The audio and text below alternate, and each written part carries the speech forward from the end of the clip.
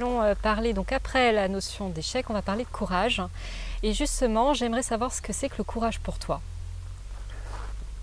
C'est une notion très difficile que tu abordes là. D'abord parce que je ne suis pas sûr qu'on décide d'être courageux, je ne suis pas sûr d'ailleurs même qu'on ait un thermomètre à courage pour savoir si on l'est ou si on ne l'est pas. C'est pourtant une vertu qu'on aurait tous envie de développer. Moi je crois que si on veut...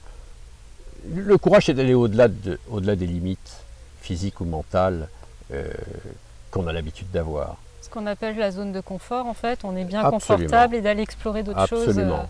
Donc, après une épreuve, puisqu'on est plutôt dans ce cas de figure, je pense que faire preuve de courage, c'est déjà d'aller vers les autres. Oui. D'aller donc oser finalement exposer ses fragilités, puisqu'on n'est pas au meilleur de nous-mêmes dans ces conditions.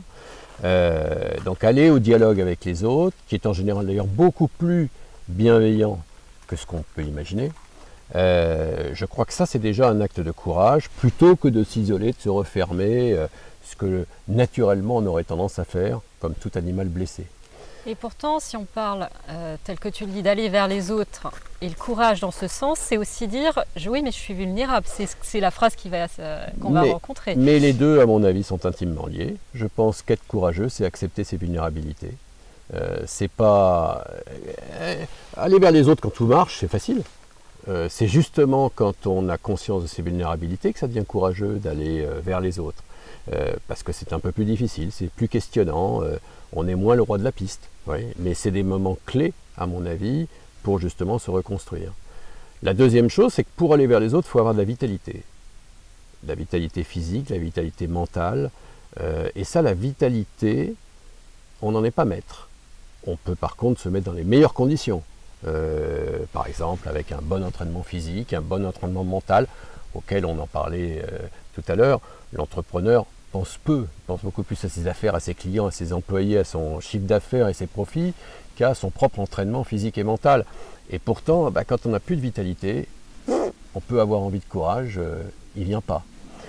Et puis je crois aussi que le courage, et donc son contrepoids la lâcheté, on a tous les deux en nous et que c'est très très sensible au contexte dans lequel on est. Et en particulier le contexte le plus proche, je pense à la famille. Moi j'ai eu une chance folle, c'est d'avoir une femme exceptionnelle qui m'a soutenu dans mon épreuve, qui m'a redonné de la confiance en moi, qui a su aussi me dire ça je sais pas faire, va voir une psychothérapeute, voilà, et qui aussi m'a permis de... qui a jeté un regard sur moi qui était un regard de bienveillance et d'amour.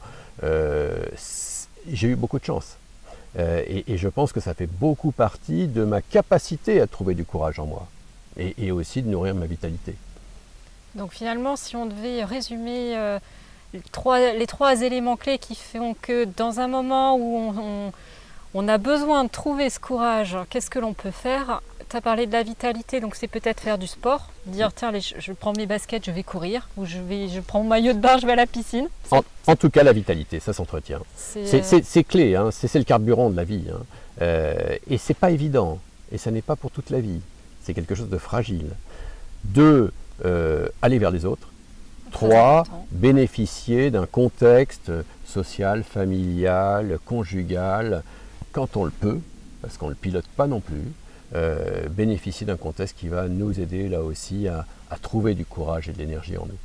Quelque chose de bienveillant, voilà. Et si la famille n'est pas présente, parce que tout le monde n'a pas forcément le soutien de famille, c'est d'aller chercher auprès des amis, voire d'associations, comme peut l'être d'ailleurs 60 000 rebonds. Comme peut l'être 60 000 rebonds, et nous n'avons pas l'exclusive. Je veux dire, il y a quand même dans l'univers dans lequel on vit, qui est un univers parfois brutal et violent, il y a une foule de bienveillance accessible, disponible. Finalement, on craint toujours le regard des autres. Et je crois qu'on a tort. Parce qu'on peut, spécialement quand on est dans la fragilité, je pense qu'il y a dans notre pays une envie spontanée d'aider les gens qui sont dans la fragilité. En tout cas, elle est assez bien répartie. Quand on est dans la réussite, peut-être un peu moins. Enfin, c'est d'autres gens qui viennent vers nous. Mais je pense qu'il ne faut pas qu'on hésite à oser franchir le pas de sa porte et à aller sans devenir un pleureur et sans exposer ses plaies, aller parler quand ça va pas bien aux autres. Oui. Et peut-être aussi accepter donc ces fameuses faiblesses qu'on a et finalement être le courage, c'est peut-être pas tant de faire quelque chose, mais c'est de se regarder avec la bienveillance, d'être le premier bienveillant avec soi-même. Oui, accepter ses vulnérabilités, je vais même un cran plus loin. Je pense qu'il faut en parler. On en revient toujours là. Les exposer, verbaliser, dialoguer sur ses vulnérabilités. D'abord, c'est formidablement libérateur pour les autres.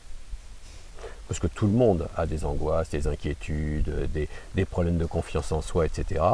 Et deux, c'est formidablement positivant, finalement, pour soi. Ça nous libère. C'est peut-être une forme de catharsis d'aller parler de notre propre questionnement. Voilà. Donc c'est bon pour soi, c'est bon pour les autres. Et je crois que ça nourrit de la bienveillance et ça nourrit de l'énergie autour de nous. Merci beaucoup Philippe. Merci.